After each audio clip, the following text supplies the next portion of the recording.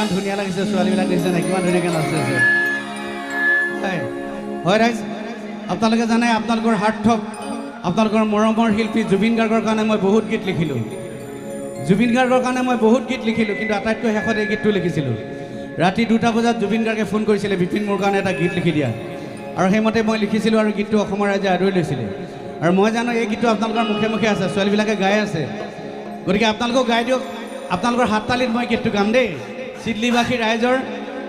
হাততালিত গীতটো গাম আমাৰ মিউজিক বাদ্যশিল্পীবিলাকে অকণমান বন্ধ কৰি ৰাখিব মিউজিকবিলাক আপোনালোকৰ হাততালিটো কিমান ডাঙৰকৈ ওলাই চাওঁচোন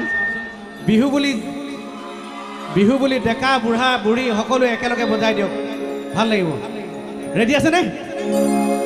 পহিলং লাগি যায়